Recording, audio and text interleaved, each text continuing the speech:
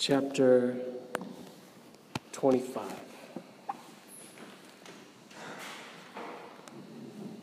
Beginning at verse 6. Let's listen for God's word.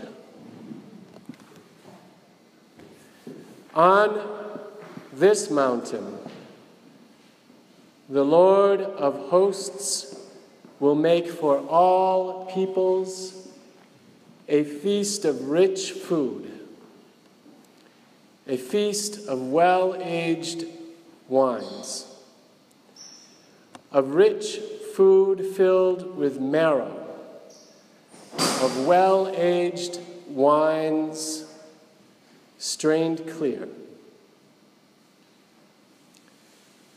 And he will destroy on all this mountain the shroud that is cast over all peoples, the sheet that is spread over all nations. He will swallow up death forever.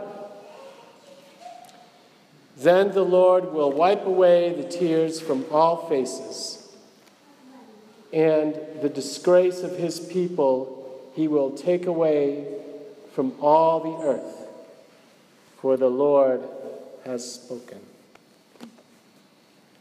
Our Faith in Film series, Beneficent, would not be complete without the 2015 Academy Award winner, Selma. Selma tells the story of a crucial moment in the civil rights movement, the march from Selma, Alabama to Montgomery to protest the systematic disenfranchisement of African Americans in the South. And just a little sort of history background, because it's always helpful to remember. African American men were given the right to vote in 1870 with the 15th Amendment. So legally, everywhere in the country, African Americans had the right to vote.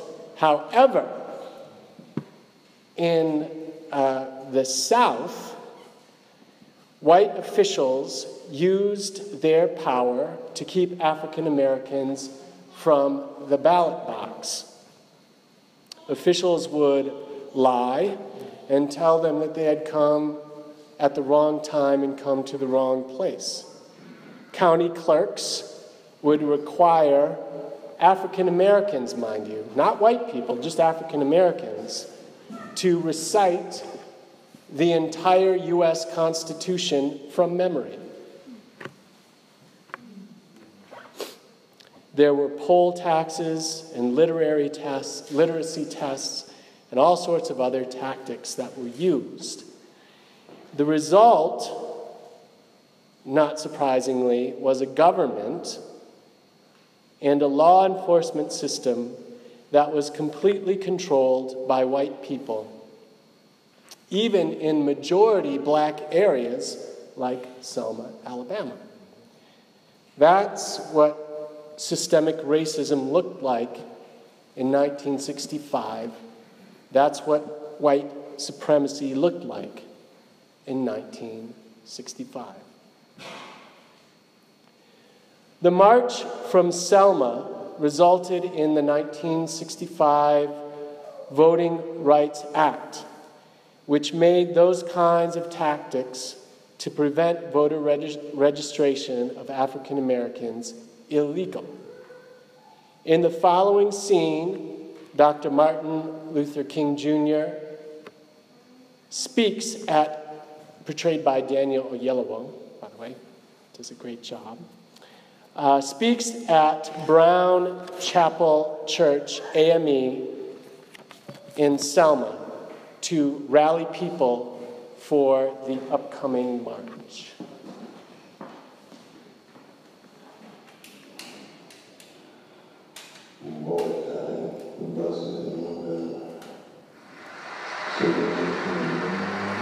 Boy, about it, the buses in Montgomery. Segregation in Birmingham. Now, vote in Selma. One struggle ends just to go right to the next and the next.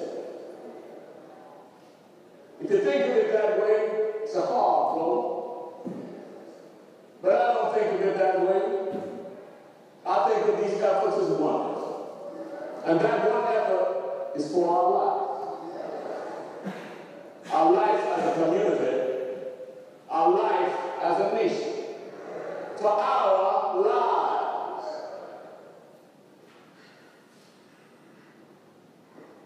We can do this. We must do this. We see children become victims of one of the most vicious crimes ever perpetrated against humanity within the walls of their own church. They are saved now. They are the saved ones in this quest for freedom, and they speak to us still. They say to us, to all of us, all colors and creeds, that we must do this. They say to us that it is unacceptable for more than 50% of Selma to be Negro, and yet less than 2% of Negroes here being able to vote and determine their own destiny as human beings. They say to us that the local white leadership use their power to keep us away from the ballot box and keep us voiceless. As long as I am able to exercise my constitutional right to vote, I do not have command of my own life.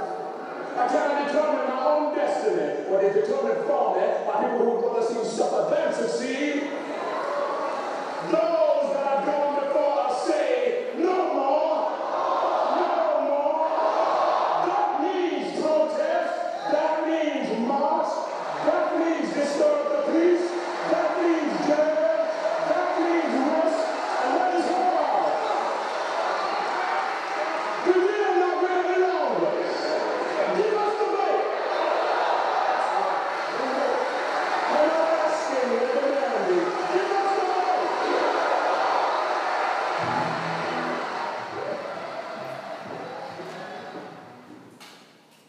And that's the FBI log recording that incident, because of course Dr. King was monitored by the FBI. So this is a stirring speech for me.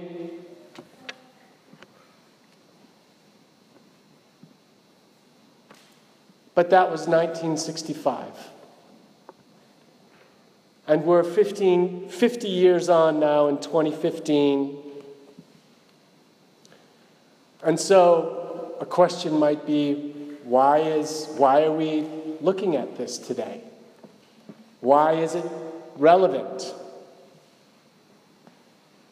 We might ask, why was this movie released in 2015 on the 50th anniversary of the March to Selma? Is it all just interesting history?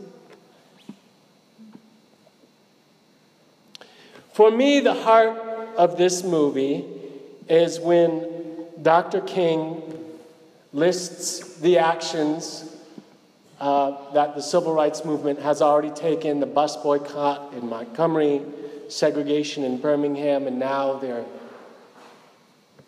working on voting in Selma.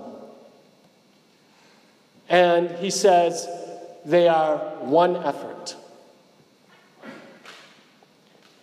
One effort for our life as a community,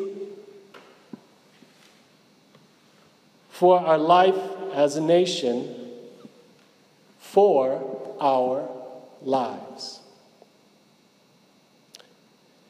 The movie is suggesting to me, saying to me, that civil rights is one ongoing effort for the full recognition and respect of Black lives, and that we aren't finished yet. The bus boycott, segregation, voting rights, the lunch counter sit-ins,